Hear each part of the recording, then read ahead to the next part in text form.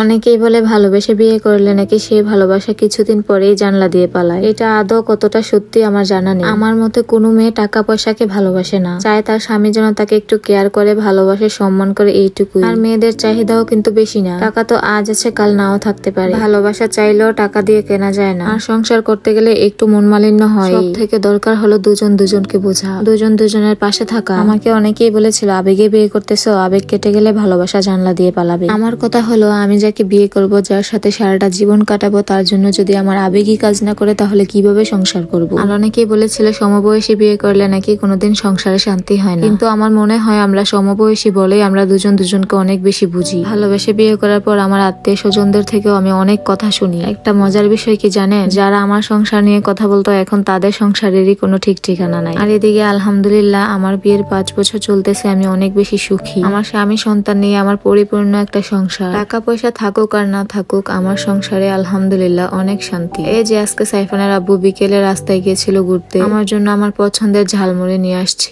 এই ভাইয়ার ঝালমুড়িটা অনেক বেশি মজা। যখনই সাইফানের আব্বু বাহিরে যায় নিজে তো খায়, আমার জন্য নিয়ে আসে। আমি বলি যে তুমি খাও তো কি হয়েছে, আমার জন্য আনতে হবে? সে আমাকে রেখে কিছুই খেতে পারে না, সেটা ঘরে হোক বা বাহিরে। সাইফানের আব্বু বাহিরে যাওয়ার আগে আমি বলেছিলাম আজকে শরীরটা ভালো লাগতেছে না, রান্না করব না। সে আর কিছু বলে নাই, কিন্তু আমার জন্য সবকিছু নিয়ে আসছে। আমাকে সে অনেক দিক থেকেই স্যাক্রিফাইস করে, জানি না অন্য কেউ করতো কিনা। মাঝে মধ্যে যদি আমি রাগ করে বলি এই সংসার আর আমার ভাল লাগে না, চাইলেও কোথাও গিয়ে থাকতে পারি না, 2টা বছর ধরে একা সংসার সামলাইতে সামলাইতে আমি শেষ, তোমার ছেলে নিয়ে তুমি থাকো, আমার যেদিক মন চায় চলে যাই। তখন সে বলে আমি কি তোমাকে রান্না বান্না করতে বলেছি? তুমি শুধু আমার পাশে থাকো, তোমার রান্না বান্না করা লাগবে না, আমি না খেয়েও আমার শান্তি। না খেয়ে তো আর থাকা যায় না। প্রায় সময় রেস্টুরেন্ট থেকেই খাবার নিয়ে আসে, আর আমাকে সব সময় একটা কথা বলে, তুমি কেন বারবার বলো তোমার কেউ নাই? আমি থাকতে আর তোমার কি লাগে বলো? আমাকে আমার মতো করে বোঝার মতো যদি কেউ থাকে, আগে ছিল আমার মা আর এখন হচ্ছে আমার স্বামী। সত্যি আমি অনেক ভাগ্য করে এমন একটা মানুষকে পেয়েছি, যার প্রশংসা করতে গেলে আমি আর শেষ করতে পারবো না। তার মাঝে আমার সাইফান বাবা হচ্ছে আমার ঘরের লক্ষ্মী। আমি যদি কান্না করি, আমার চোখের পানি দেখলে আমার ছেলে কান্না করে দেয়। মাশাআল্লাহ আমার এইটুকু বাচ্চাটা অনেক বেশি আমাকে বোঝে। আমি যদি কোনো কাজ করি সেটা আমাকে দেখে দেখে কপি করে সেও কাজ করে। এমনকি সে এখন এটা বুঝে গেছে যে ঘর এলোমেলো করা যাবে না। যখন সাইফান খেলে, যে জায়গা থেকে খেলনাগুলো নেয় সেই জায়গায় আবার এসে খেলনাগুলো রেখে দেয়। আমি যদি রাগ করি, সে আমার রাগ ভাঙানোর জন্য পাগল হয়ে যায়, কপালে চুমু দেয়, মাথায় হাত বুলিয়ে দেয়, আরো কত কি যে করে। সবাই আমার বাবাটার জন্য দোয়া করবে। আমাদের সংসারটা শান্তিপূর্ণ হওয়ার কারণ হচ্ছে আমার ছেলে। এই যে এখানে সাইফানের বাবা বাজার থেকে অনেক কিছু নিয়ে আসছিল,